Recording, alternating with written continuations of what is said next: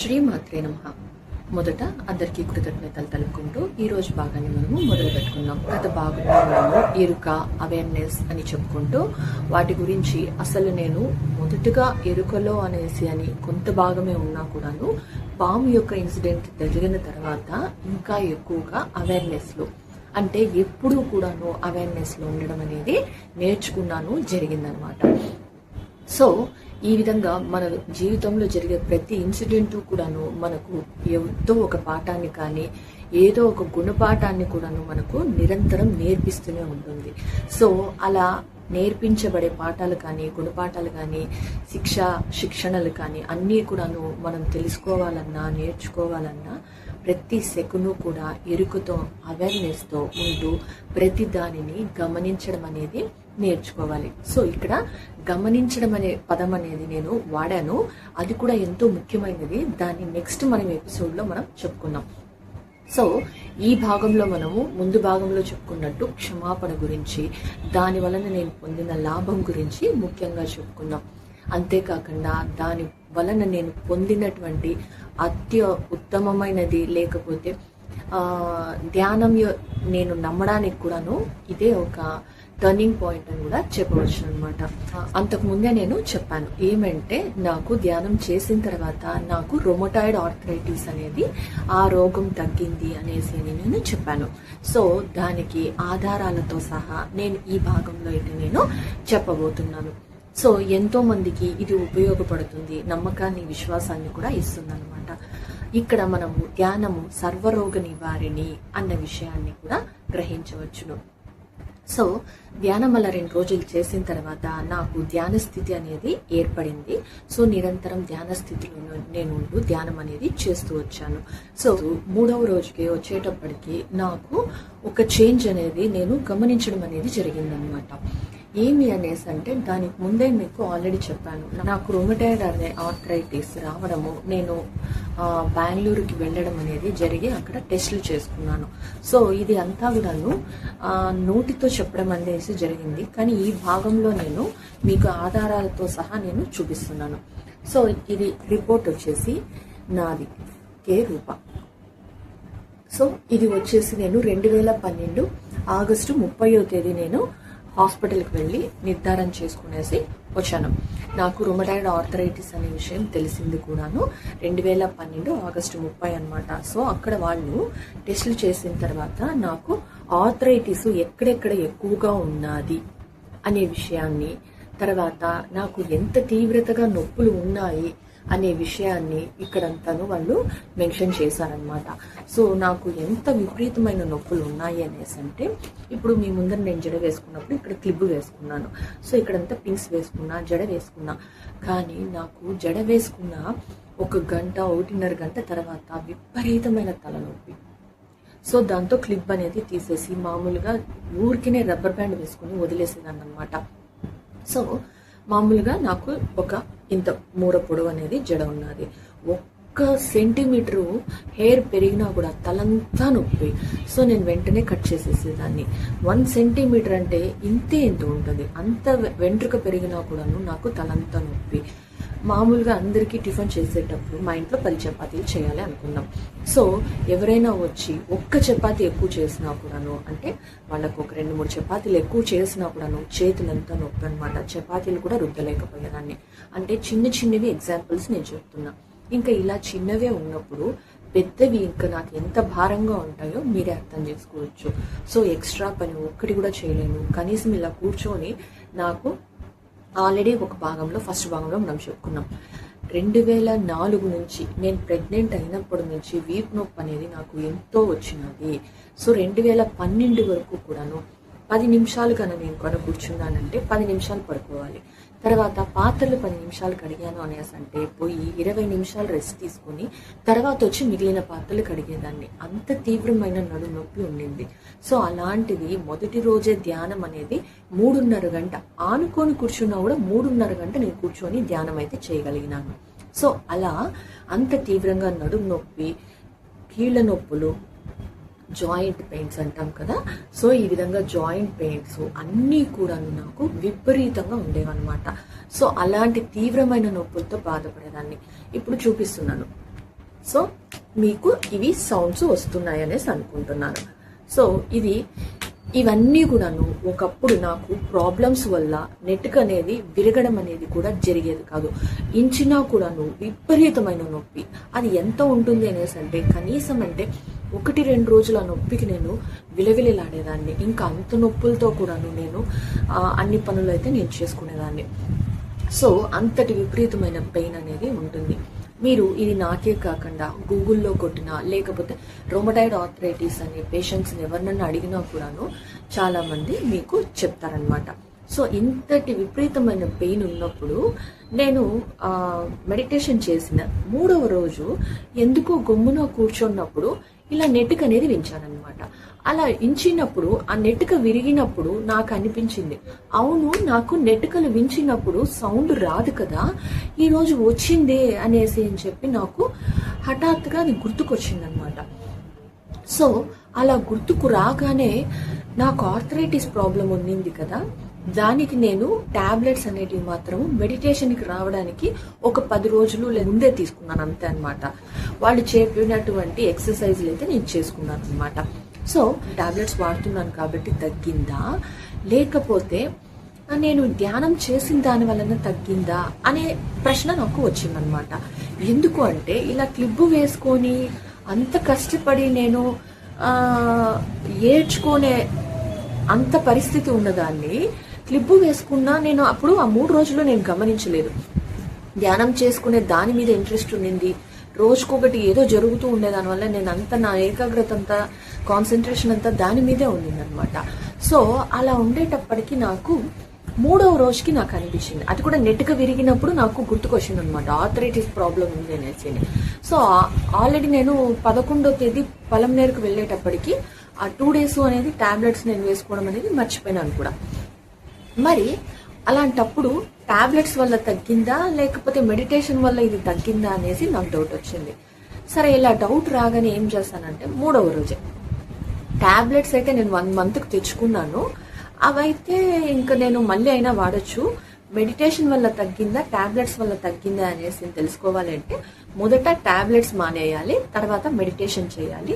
అప్పుడు నాకు అర్థమవుతుందన్న ఉద్దేశంతో tablets మానేసేసి 3rd day 4th day 5th day 6th day 7th day ఈ 4 రోజులు నేను మెడిటేషన్ చేస్తూ వచ్చానన్నమాట. ఇక్కడ మెడిటేషన్ చేస్తూ ఉన్నప్పుడు కళ్ళు మూసుకొని నా దృష్టి అంతాను నేను ఇక్కడే పెట్టి ఉంటాను. శ్వాస అనేది గమనించడం అనేది అయితే నాకైతే జరగలేదు. ఎందుకు అంటే అది గమనించడం అనే విషయంలో నేను తర్వాత చెప్తాను. సో ఇక్కడైతే నేను ధ్యాస పెట్టేదాన్ని కాదు, నా ధ్యాస అంతా నేను ఎప్పుడు ఇక్కడే పెట్టేదాన్ని అనమాట. సో అలా పెడుతూ ధ్యానం చేస్తూ ఉన్నాను. ఈ 4 రోజులు నేను చేసింది కేవలం ఇక్కడ ధ్యానం చేస్తూ దృష్టి అంతా ఇక్కడే పెడుతూ ధ్యానం చేస్తూ ఉండడము. తర్వాత నాకు వచ్చినటువంటి మార్పులు ఏంటేంటివి, సో ఎప్పుడైతే నేను ఒక పని ఎక్స్ట్రా చేసినా కూడా విపరీతంగా నొప్పులు వస్తున్నాయి, అవన్నీ లేవు. సరే ఎక్సర్సైజులు కూడా మానేసేసాను అనమాట. సో ఎక్సర్సైజ్ చేయకపోయినా నాకు నొప్పి అనేది లేదు, టాబ్లెట్స్ వేసుకోకపోయినా నొప్పి అనేది లేదు. కేవలం 10 రోజులు లేదా 15 రోజులు టాబ్లెట్స్ వాడితే ఆ రోగం తగ్గుతుందా అంటే తగ్గదనమాట. ఎందుకు అంటే ఆర్థరైటిస్ ప్రాబ్లం అనేది మనం టాబ్లెట్స్ వాడితే ఏం జరుగుతుంది అంటే రోగం ఎక్కువ కాకుండా అక్కడి వరకు అక్కడే ఉండడానికి సహకరిస్తుంది అనమాట. ఇదంతా కూడాను నేను కూడాను అక్కడ హాస్పిటల్కి వెళ్ళినప్పుడు బోర్డు మీదే చదివాను. అంతేకాకుండా అప్పట్లో గూగుల్లో సెర్చ్ చేయాలి అన్న అయితే జ్ఞానం అయితే నాకు లేదు, కానీ డాక్టర్ అయితే చెప్పారనమాట ఈ విషయం. మీకు టాబ్లెట్స్ మీకు ఆగడానికి ఉపయోగపడుతుంది, ముందరికైతే వెళ్ళకుండా అక్కడే ఉంటారు. సో కాబట్టి మీకు నొప్పులు తగ్గడానికి కానీ లేకపోతే మీరు ముందరికి వెళ్ళకుండా వ్యాధి ముద్రకుండా ఉండడానికి అయితే ఉపయోగపడుతుంది అని చెప్పారు. సో నొప్పులకైతే మాత్రము వాళ్ళు ఈ ఎక్సర్సైజ్లు అయితే చేసుకోవాలి అని చెప్పారనమాట. సో కాబట్టి నాకున్న వ్యాధి యొక్క జ్ఞానం అంతనే. సో అలా నేను ఎప్పుడైతే టాబ్లెట్స్ మానేసి ఎక్సర్సైజులు మానేసి కేవలం ధ్యానం చేస్తూ ఉన్నాను 7వ రోజుకి నాకు అర్థమైంది ఏమి అంటే టాబ్లెట్స్ వేసుకోకపోయినా కూడాను నాకు రోగము తగ్గడం కాదు పూర్తిగా మానింది అని అర్థమైపోయింది.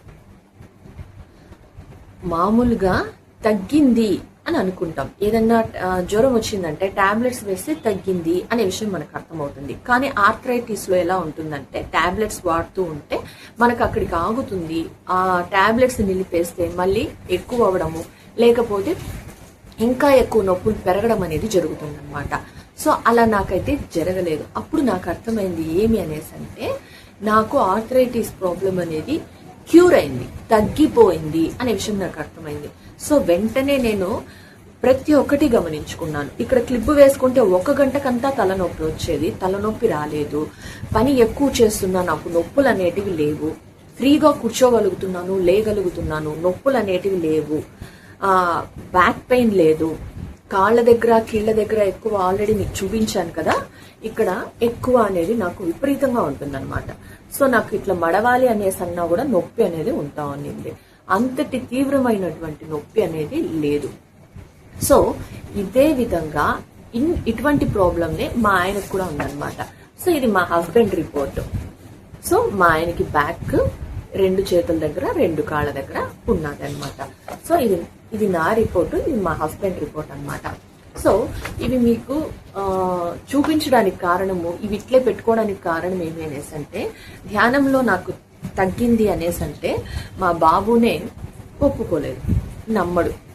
కానీ నాకు తగ్గింది కాబట్టి, నాకు రిజల్ట్ ఉంది కాబట్టి నేను ధ్యానాన్ని నమ్మడానికి, విశ్వసించడానికి మాత్రమే ఇవి పెట్టుకున్నా. అంతేకాకుండా మీకు ఇవి చూపించడానికి కూడా కారణం ఏమి అంటే, మనం ఎలా తయారైనాము అనేసి అంటే, చెప్పేదానికంటే నమ్మకము, చూపిస్తే అన్నా కొంచెం నమ్ముతారు, లేదు అనేసి అంటే వాళ్ళు చేస్తే అన్నా నమ్ముతారు. అంతేకాని కేవలం చెప్పగానే మనకు ఆధారాలు లేకపోతే నమ్మడం అనేది అసాధ్యం అన్నమాట. సో ఇది నేను బెంగళూరులో చేసుకున్నటువంటి రిపోర్ట్. ఈయన ఆర్థరైటిస్ కి మెయిన్ రొమటాలజిస్ట్ అనమాట ఈయన కూడా. సో మీకు కావాలి అనేసి అంటే, నమ్మకం లేదు అనేసి అంటే, అడ్రస్ కూడా కావాలి అనేసి అంటే నేను పెడతాను. సో ఈ విధంగా ఆధారాలతో నేను చూపడానికి కారణం ఏమి అనేసి అంటే, ధ్యానం ఆల్రెడీ చెప్పాను, సర్వరోగ నివారణి అనేసి అని. సో ధ్యానంలో మనకు చిన్న కోల్డ్ కాఫ్ నుంచి బ్రెయిన్ ట్యూమరు, క్యాన్సరు, ఇలా ఎటువంటి రోగాలైనా కూడా తగ్గుతాయి. కానీ ఇక్కడ మనం తెలుసుకోవాల్సినటువంటి ఇంకొక ముఖ్య విషయం కూడా ఉన్నది. ఎందుకు అంటే, ధ్యానం అందరూ కూడాను తప్పుగా అర్థం చేసుకోవడానికి కానీ, లేకపోతే తప్పు దోవల్లో వెళ్ళడానికి కూడా కారణం ఏమి అనేసి అంటే, అందరూ చెప్తారు ధ్యానం సర్వరోగ నివారణినే, కానీ సర్వులకు రోగ నివారణి కాదు. ఎందుకు అనేసి అంటే, మనము ధ్యానం చేసినప్పుడు ఏ రోగం అయితే తగ్గాలి అని ఉంటుందో ఆ రోగం మాత్రమే తగ్గుతుంది. అంతేకాని ఉన్న రోగాలన్నీ తగ్గవు. ఉన్న రోగాలన్నీ, మళ్ళీ చెప్తున్నా, ఉన్న రోగాలన్నీ కాదు. ధ్యానం చేస్తే ఏ రోగం అయితే తగ్గాలి అని రాసి పెట్టి ఉంటుందో అని అంటాం కదా, లేకపోతే జరగాలని ఉంటుందో ఆ రోగం మాత్రమే తగ్గుతుంది. సో ఈ 2 రిపోర్ట్లు నేను చూపడానికి కారణం ఏమి అనేసి అంటే, నాకైతే ఇంతటి ప్రాబ్లం ఉన్నా కూడాను నాకైతే వెంటనే తగ్గిపోయింది. 3rd డేకి నేను అబ్జర్వ్ చేశాను. అది ఎన్ని రోజుల్లో తగ్గింది అనేది పక్కన పెడితే, ధ్యానం వల్లనే తగ్గింది అనేసి మాత్రం నేను ఖచ్చితంగా చెప్పగలను. అది కూడా నేను గమనించింది 3వ రోజే, అంటే 13వ తేదీనే నేను దానిని గమనించానమాట. సో ఇది మా ఆయన రిపోర్ట్ అని చెప్పాను కదా. మా ఆయన రిపోర్ట్లో మా ఆయన కూడా 5 చోట్ల ప్రాబ్లం అనేది ఉంది, కానీ మా ఆయనకైతే తగ్గలేదు. కానీ అక్కడ ఏం జరిగిందంటే, సేమ్ ప్రాబ్లం, నాకు రొమటాయిడ్ ఆర్థరైటిస్ ఉంది, మా ఆయనకు రొమటాయిడ్ ఆర్థరైటిస్ ఉంది. ఇద్దరు టాబ్లెట్స్ అయితే నిలిపేసినాం. మా ఆయనకు నొప్పులు ఉన్నది కానీ పెరగడం లేదు. టాబ్లెట్స్ అయితే వాడలేదు, కానీ అక్కడ నుంచి పెరగడం లేదు. కానీ ప్రాబ్లం అయితే లోపల ఉన్నది, అక్కడికే ఉన్నది, అంతలోనే ఉన్నది అనమాట. కానీ మా ఆయనకైతే ధ్యానం ద్వారా తగ్గలేదు. కానీ మా ఆయనకు తగ్గిన రోగం ఏమి అనేసి అంటే, మా ఆయనకు వచ్చేసి సైనస్ ప్రాబ్లం ఉంది. సో మా ఆయనకి బ్రాంకైటిస్ ప్రాబ్లం ఉంది. అంటే లంగ్స్ లో బ్రాంకైటిస్ ఉండడం వల్ల ఎప్పుడు కోల్డ్ అనేది ఉంటుంది. వాళ్ళు చలికి వెళ్ళలేరు. చలికి వెళ్ళిన వెంటనే కూడాను వాళ్ళకి కోల్డ్ అనేది వచ్చేస్తుంది. సో చలికి ఏ మాత్రం మా ఆయన తట్టుకోలేరు అనమాట. హైదరాబాద్కి వెళ్ళాం. అక్కడ మనకి చలికాలంలో 9 degrees, 10 degrees, 12 degrees ఇలా చలికాలంలోకి వచ్చేస్తుంది. అంటే కడతాలకు వెళ్ళినప్పుడు మేము అంతటి చలిని మేము చూసాం కాబట్టి చెప్తున్నాను. సో ఫస్ట్ టైము అంతటి చలికి వెళ్ళాలి అనేసి అంటే మాకు చాలా ప్రాబ్లం అనేసి ముందే తెలుసు కాబట్టి ఎలా అనుకుంటా ఉన్నాం. కానీ అక్కడికి వెళ్ళిన తర్వాత చలికి మా ఆయన ఏ మాత్రము సమస్య అనేది ఇబ్బంది పడలేదు. కోల్డ్ రాలేదు, ఇన్హేలర్ వాడాల్సిన అవసరము రాలేదు. అట్లీస్ట్ చలికి ఆయనకి తట్టుకోలేక బయటకు పోయి ఏకతా ధ్యానంకి లేదు అనేసి అంటే మార్నింగే మనకి 5 to 8 మెడిటేషన్ ఉంటుందన్నమాట అక్కడ. సో ఆ ధ్యానానికి వెళ్ళలేమేమో, మా ఆయన అక్కడ పడుకొని ఉంటారు, నేను మాత్రం వెళ్లాల్సి వస్తుంది అనుకున్నాను. కానీ ఆ చలికి ఎటువంటి సమస్య లేకుండా, ఎటువంటి బాధ లేకుండా 5కే ముందే లేచి స్నానం చేసి 5 గంటల నుంచి 8 వరకు మెడిటేషన్కి మేము వెళ్ళడం అనేది జరిగిందనమాట. సో అంటే తనకు ఉండేటువంటి కోల్డ్ ప్రాబ్లం, బ్రాంకైటిస్ ప్రాబ్లం తగ్గింది. తర్వాత రొమటాయిడ్ ఆర్థరైటిస్ పెరగకుండా అక్కడి వరకు ఉండడం అనేది జరిగిందనమాట. సో ఇక్కడ ఆయనకి క్యూర్ అవ్వలేదు, తగ్గింది అంటే అక్కడి వరకునే ఉన్నది. కోల్డ్ ప్రాబ్లం తగ్గింది, రొమటాయిడ్ ఆర్థరైటిస్ మాత్రం అక్కడే ఉన్నది. మా ఆయనకు నాకు వచ్చిన సందేహం ఏమంటే, మరి నాకు తగ్గింది కదా ఆయనకు కూడా తగ్గిపోతుంది అనుకున్నాం, కానీ తగ్గలేదు. కాకపోతే మాకు కొంత మేలు ఏమి అంటే టాబ్లెట్స్ అయితే వాడాల్సినటువంటి అవసరం రాలేదు, దాన్ని అయితే మేము మళ్ళీ యూజ్ చేయలు పారేసినాం అనమాట. సో ఆ విధంగా సర్వరోగ నివారణి ధ్యానం, కానీ సర్వులకు రోగ నివారణి కాలేకపోయింది. ఏమి అనేసి అంటే ధ్యానంలో ఏ రోగం అయితే తగ్గాలి అని ఉంటుందో ధ్యానం చేసిన తర్వాత ఆ రోగం మాత్రమే మనకు తగ్గబడుతుంది. ఇలా నేను విన్నటువంటి లేకపోతే రోగం తగ్గించుకున్నటువంటి వాళ్ళలో చెప్పినటువంటి ముఖ్యమైనవి మాత్రం చెప్తాను. ఒక వ్యక్తి కేవలం 3 రోజులు తనకున్నటువంటి ఐసైట్ ప్రాబ్లంని తగ్గించుకున్నాడు 3 daysలో. ఇంకొక అతను అయితే అతను యాక్సిడెంట్ అయ్యి బ్యాక్ బోన్ మొత్తం ఫ్రాక్చర్ అయ్యి 6 నెలలు బెడ్ రెస్ట్, తర్వాత లేచి నడవడం అనేది కూడా అసాధ్యము అని చెప్పినారు. అటువంటి వ్యక్తి లేదు నేను ధ్యానంలోనే తగ్గించుకుంటాను, నాకు సర్జరీ అవసరం లేదు అని చెప్పి మొండిగా ధ్యానంలోనే అతను తగ్గించుకోవడమే కాకుండా లేచి తిరిగి, అది నా ఎక్స్పీరియన్స్, నేను ఆ ఎక్స్పీరియన్స్తో బుక్ కూడా రాస్తాను అని చెప్పి చెప్పడం అనేది జరిగిందనమాట. సో ఇది నేను 2012లో తెలుసుకున్న విషయము చెప్తున్నాను. సో తర్వాత కొన్ని రోజులకి ఇంకొక ఆమె 3rd స్టేజ్ అంటే ending stage cancer, 4th starting stage cancer అన్నమాట ఆమెకి. సో మాకు తెలిసిన వాళ్ళటువంటి ఆమె కూతురు ఆమె. సో ఆమె కూడా క్యాన్సర్ అనేది వచ్చిన తర్వాత దాన్ని ఎలా తగ్గించుకున్నాను, ఏ విధంగా దానిలో నుంచి అంటే క్యాన్సర్ వచ్చినటువంటి వ్యక్తి ఏ విధంగా మానసికంగా కూడా కృంగిపోతారు. సో వాళ్ళ ఫ్యామిలీ నుంచి వచ్చినటువంటి రెస్పాన్స్ కానీ, వాళ్ళ ప్రోత్సాహం కానీ, అంతేకాకుండా ఆమె ఎన్ని గంటలు ధ్యానం చేసింది, ఎంత పెయిన్ అనుభవించింది, ధ్యానంలో ఏమేమి జరిగిందని చెప్పి బుక్ కూడా రాసిందనమాట. ఈ విధంగా నాకు ఈ 3 ఎగ్జాంపుల్సే కాకుండా, ఇవి ఎగ్జాంపుల్స్ కేవలం, కానీ నా స్వ అనుభవం ఏమి అనేసి అంటే రొమటాయిడ్ ఆర్థరైటిస్ అనేది ఎంత ప్రాణాంతకమైందో మీరు గూగుల్లో చూసి సెర్చ్ చేసినా కూడా తెలుస్తుందన్నమాట. సో ఇవన్నీ కూడా నేను ఆధారాలతో చూపడానికి కారణం ఏమి అనేసి అంటే మనకి ఏమి ధ్యానం ద్వారా తగ్గాలని ఉంటుందో ఆ రోగం మాత్రమే తగ్గుతుంది. సో ఒకరికి తగ్గింది కాబట్టి ఆ రోగం అందరికీ తగ్గుతుంది అనేసి అంటే అది పొరపాటు. అందుకనే ఈ పొరపాటు వల్ల ఏం జరుగుతున్నది అంటే ధ్యానం సర్వరోగ నివారణి. ఎందుకనేసి అంటే ఒక మనిషికి క్యాన్సర్ తగ్గింది, ఒక మనిషికి వెన్నెముక సహకరించలేనటువంటి స్థితిలో ఉంటే కూడా ఆపరేషన్ లేకుండా ఫ్రాక్చర్స్ అయినా విరిగిపోయినా కూడాను అతని యొక్క సంకల్ప బలంతో అతను ధ్యానం ద్వారా తగ్గించుకున్నారనమాట. సో ఈ విధంగా నేను 3 ఎగ్జాంపుల్స్ నాది, మా ఆయనది, తర్వాత వాళ్ళిద్దరిది చెప్పాను అనమాట. సో ఇప్పుడు మీకు అర్థమైంది అనుకుంటున్నా. ధ్యానము సర్వరోగ నివారణనే, కానీ సర్వులకు ఒకే రకమైనటువంటి రోగం అనేది తగ్గదు. వాళ్ళ కర్మానుసారము ధ్యానం ద్వారా ఏ రోగం అయితే తగ్గాలని ఉంటుందో ఆ రోగం మాత్రమే తగ్గడానికి అవకాశం ఉన్నది. మైగ్రేన్ తగ్గించుకున్న వాళ్ళు, కిడ్నీ ప్రాబ్లమ్స్ తగ్గించుకున్న వాళ్ళు కూడా ఉన్నారు. సో ఈ విధంగా చాలా ఎగ్జాంపుల్స్ తగ్గించుకున్న వాళ్ళ గురించి నేను చెప్పాను. సో ఇప్పుడు తగ్గకుండా ఉండే వాళ్ళ గురించి, తర్వాత నెగటివ్ ఇంప్రెషన్ రావడానికి కారణం మనం తెలుసుకుందాం. డాక్టరు నాకు కాల్ చేశారనమాట. సో అంటే ఇలా నా వీడియోస్ చూసి దానిలో ఇలా చెప్పినప్పుడు రొమటాయిడ్ ఆర్థరైటిస్ తగ్గింది అనేసి అతను విని నాకు ఆయుర్వేదం డాక్టర్ హైదరాబాద్ అతను ఫోన్ చేశారు. ఏమి అనేసి అంటే, మేడం మీరు ఇలా చెప్పారు, ఇలా చెప్పిన దాని తర్వాత నాకు కూడా ఒక కేసు వచ్చినది. ఏమి అనేసి అంటే ధ్యానం చేస్తే అన్ని రోగాలు తగ్గిపోతాయి అనేసి అని చెప్పి ఆమె కిడ్నీ ప్రాబ్లంకి డయాలసిస్ చేయకుండా ధ్యానం చేసింది. తిరిగి ఆమె వచ్చేటప్పటికి కేవలం డయాలసిస్తో పోయేటువంటి ప్రాబ్లమ్ని ఆమె ప్రాణాంతకరమైనటువంటి విషయం వరకు తెచ్చుకునింది. ఇది ఎంతవరకు సబబు అనేసి నాకు ఫోన్ చేసినారు అనమాట. నేను ఇవే ఎగ్జాంపుల్స్ ఇప్పుడు మీకు ఏవైతే చూపించానో నా రిపోర్ట్స్, మా ఆయన రిపోర్ట్స్ ఆయనకు చెప్పి చూపించి ఇలా చెప్పాను, సార్ ధ్యానము సర్వరోగ నివారణి, దానిలో ఏమాత్రం డౌట్ లేదు. కానీ ధ్యానంలో వాళ్ళకి ఆ ప్రాబ్లం తగ్గుతుందా లేదా అనేసి ధ్యానం చేసిన తర్వాత తగ్గలేదు అనేసి అంటే ట్రీట్మెంట్ తీసుకోవాల్సినటువంటి అవసరం ఉంటుంది.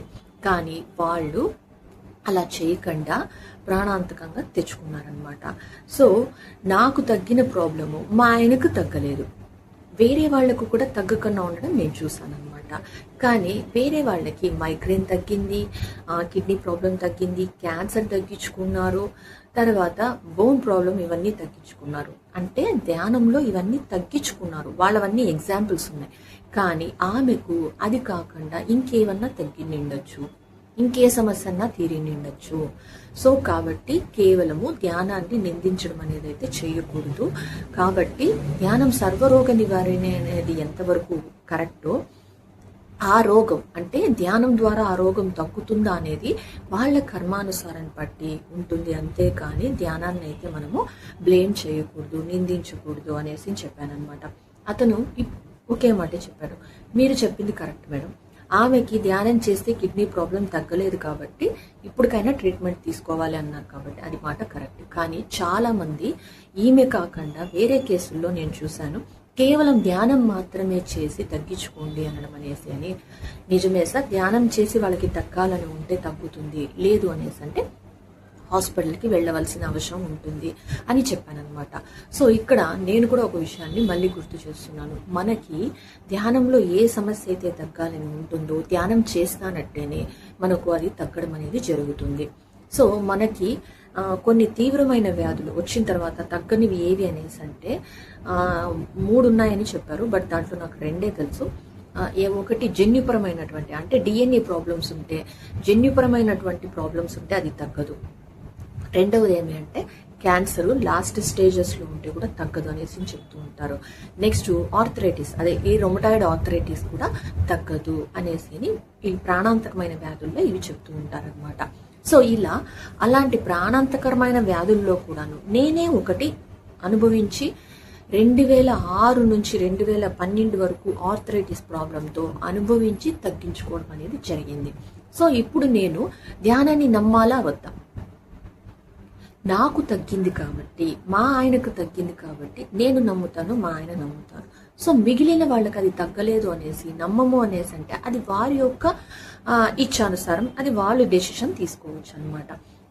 సో కాబట్టి మనం నమ్మడానికి కేవలం ఇతరులను నమ్మించడానికి కాదు, మొదట మనల్ని మనం నమ్మడానికి, మనం విశ్వాసంగా ముందుకు వెళ్ళడానికి మాత్రమే మనము ఈ ఎక్స్పెరిమెంట్లు కానీ అనుభవాలన్నీ కూడాను ఉపయోగించుకోవాలి. అంతేకాకుండా నేను కూడాను ఎవరికన్నా సమస్య, ప్రశ్నలకి, సందేహాలకు కానీ, రోగానికి కానీ, ఎమోషన్స్, భావాలకు ప్రతి దానికి కూడాను సొల్యూషను ధ్యానమే అని చెప్తాను. కానీ మీరు దానిలో ముందరికి వెళుతున్నారు అనేసి అని అనిపిస్తే మీరు ధ్యానాన్ని కొనసాగించండి. లేదు అని అనిపిస్తే మీకు ఇష్టమైనటువంటి మార్గాలని, లేకపోతే వివిధ మార్గాలని మీరు ఎన్నుకోవడానికి కానీ, తెలుసుకోవడానికి కానీ ప్రతి ఒక్కరికి స్వేచ్ఛ ఉన్నది అనేసి చెప్తానమాట. సో ఏ రకమైన మెడిటేషన్ చేసినా, ఏ రకమైనటువంటి పద్ధతులు పాటించినా, ఏ విధంగా వెళ్ళినా అందరూ కూడాను చివరికి చేరేది గమ్యస్థానానికి మాత్రమే అన్నమాట. సో ఈ విధంగా నాకు ఆర్థరైటిస్తో నాకైతే ఎక్స్పీరియన్స్ ఉన్నది, బ్రాంకైటిస్తో మా హస్బెండ్కి అయితే ఎక్స్పీరియన్స్ ఉన్నది. సో ఈ విధంగా మా బాబునే నమ్మలేదు అనేసి అంటే దానికి బాధ్యులం మేము కాదు. ఎందుకు అంటే రోగం తగ్గింది నాకు, ప్రాబ్లం ఉన్నది నాకు, కాబట్టి నేను నమ్ముతున్నాను, నా వరకు నాకు చాలు. మా ఆయనకు తగ్గింది, మా ఆయనకు బాగుంది, మా ఆయన నమ్ముతున్నారు, సో అంతవరకు చాలు నాకు. తను వ్యక్తిగా ఏ రోజు ధ్యానం గురించి తెలుసుకుని నమ్ముతాడో అది తన ఉద్దేశం అనమాట. సో ఎవరికి కూడాను ఒత్తిడి కానీ, ప్రెషర్లు కానీ ఇవ్వకూడదు. సో నేను అందరికీ కూడాను ధ్యానం చేయండి అని చెప్పినప్పుడు ఈ ఎగ్జాంపులే చెప్పాను. సో నేను మొదట్లో చూపించాను నాకు నెటుకలు విరగడం అనేది, మళ్ళీ కొంతసేపటికి మళ్ళీ వస్తున్నాయి. సో ఈ విధంగా నాకు అసలు ఒక్కసారి ఇంచిన తర్వాత నెక్స్ట్ 1 డేకి కూడా నాకు నెటుకలు అసలు విరగవు. అసలు ఇలా అంటే ఇలానే ఉంటుందే కానీ, నొప్పి ఎక్కువ ఉంటుందే కానీ సౌండ్ అనేది వెంటనే కూడా అసలు రాదనమాట. సో ఈ ఎపిసోడ్లోని నేను 2వసారి కూడా నేను చూపిస్తున్నాను. సో అంటే నొప్పి తగ్గడానికి నేను తెలుసుకునింది ఫస్ట్ ఇదే. దీని ద్వారానే నాకు అర్థమయ్యింది ఏ విధంగా అయితే నెటుక విరిగిందో, అంటే నాకు ఆర్థరైటిస్ ప్రాబ్లం ఉంది కదా, విరగదు కదా అని తెలుసుకున్నది విరిగేటప్పటికి నాకు అప్పుడు తగ్గింది అన్న విషయం కూడా గుర్తుపట్టింది నేను ఈ విధంగానే అనమాట. సో అలా నాకు తగ్గింది కాబట్టి నేను నమ్ముతున్నాను. తర్వాత మళ్ళీ నాకు హెల్త్ ప్రాబ్లమ్స్ రాలేదా అనేసి అంటే వచ్చాయి. ఎక్కువ అయినప్పుడు నేను కూడా హాస్పిటల్కి వెళ్ళాను, టాబ్లెట్స్ తీసుకున్నాను. తర్వాత మళ్ళీ అయితే ధ్యానం చేస్తున్నా. కానీ నాకున్న సమస్యలంతా కూడాను తీవ్రమైనవైతే కాదు. గ్యాస్ట్రిక్ ప్రాబ్లం అనేది వచ్చినది.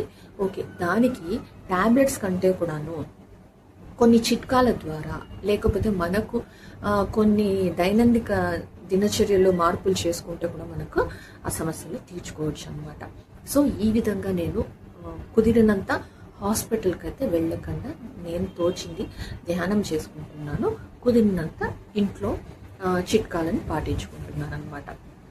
సో ఇది రొమటాయిడ్ ఆర్థరైటిస్ అనేది 3rd డేనే నాకు తగ్గడానికి కారణమయ్యింది. 7th డే వరకు 4 రోజులు నేను పరీక్షించిన తర్వాత ఆర్థరైటిస్ తగ్గింది అని చెప్పడానికి కారణం కూడా ఇదే. అంతేకాకుండా మీకు ఆల్రెడీ చెప్పాను, ఇప్పుడు నాకు నడుము నొప్పి ప్రాబ్లం తగ్గింది అని.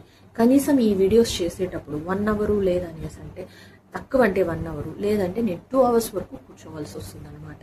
సో అలాంటప్పుడు ఆటోమేటిక్గా నేను ఇలా ఏ సపోర్టు లేకనే కూర్చోవడం అనేది జరుగుతూ ఉన్నది కదా.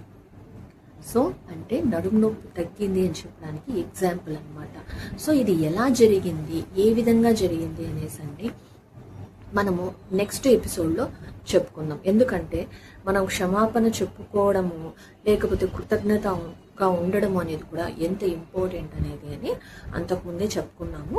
కానీ నెక్స్ట్ ఎపిసోడ్లో అది కూడాను మళ్ళీ ఇంకొంచెం వివరంగా చెప్పుకుందాం.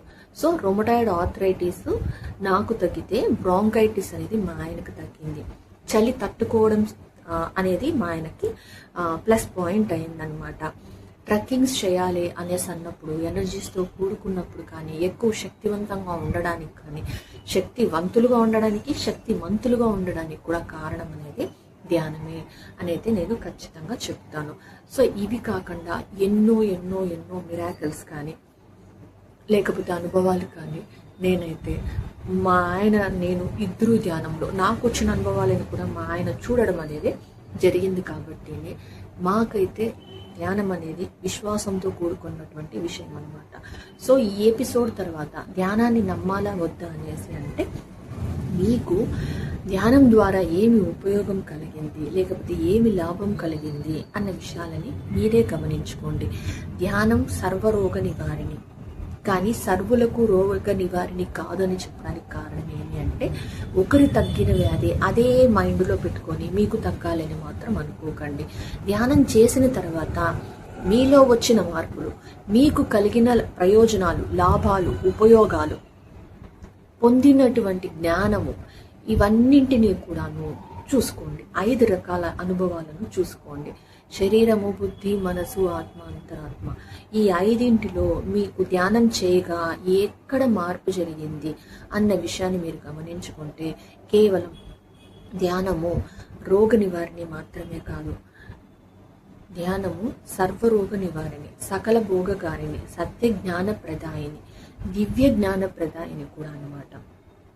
సో ఈ విధంగా మనకు 4 రకాలైనటువంటి లాభాలు అయితే మనకు ఉంటాయి. అటువంటి 4ంటిలో మీకు ఏది చేకూరినది, మీకు ప్రశాంతంగా ఉన్నది అనేసి అంటే కూడాను నాకు హాయిగా ఉంది, ఆనందంగా ఉంది, ప్రశాంతంగా ఉంది, రోగం తగ్గినా తగ్గకపోయినా కూడాను చెప్తున్నా, ధ్యానం చేస్తే బాగుంది అన్న ఆలోచన వచ్చినా కూడాను మీకు ధ్యానం సూట్ అయింది, సెట్ అయింది అని అర్థం అన్నమాట.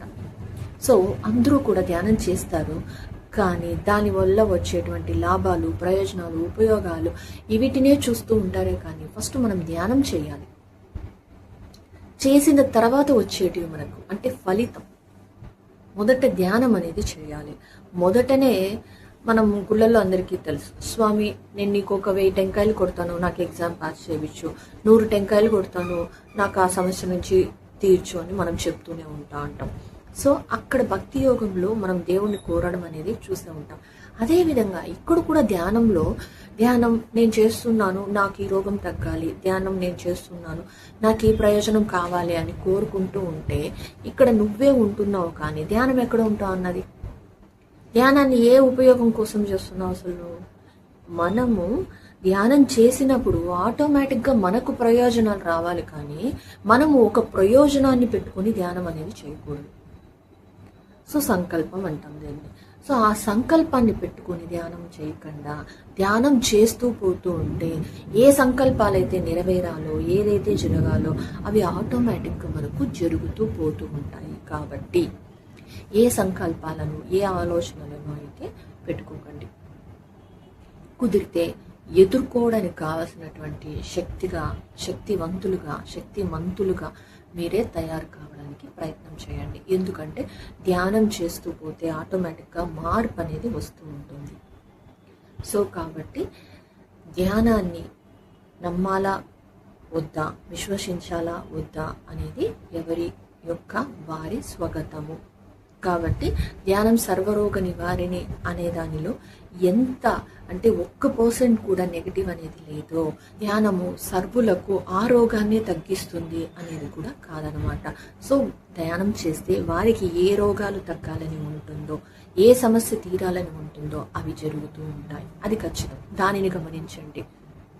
నేను కడుపు నొప్పికి ధ్యానం చేసిన కడుపు నొప్పి తగ్గలేదు అని అనుకోకండి. ఇంకొకటి తగ్గిండొచ్చు, అది గమనించాలి మనం. సో మనం ఎంతసేపు కడుపు నొప్పి తగ్గలేదు అనేసి అనుకుంటే ఇంకొకటి ఏది తగ్గిందో, ఏది జరిగిందో మనము గుర్తించలేము అనమాట. సో తర్వాత భాగంలో మనము క్షమాపణల వల్ల, మనం క్షమించడం వల్ల వచ్చేటువంటి ప్రయోజనము, అంతేకాకుండా ఈ రొమటాయిడ్ ఆర్థరైటిస్ మొత్తం తగ్గింది, కానీ ఒక్క చోట తగ్గలేదన్నమాట. అది ఏ భాగంలో, ఎందుకు తగ్గలేదు, దానిని ఏ విధంగా క్యూర్ చేసుకున్నాను అనే విషయాన్ని మనము వచ్చే భాగంలో చెప్పుకుందాం. అప్పటి వరకు కృతజ్ఞతలు ఫ్రెండ్స్. Thank you.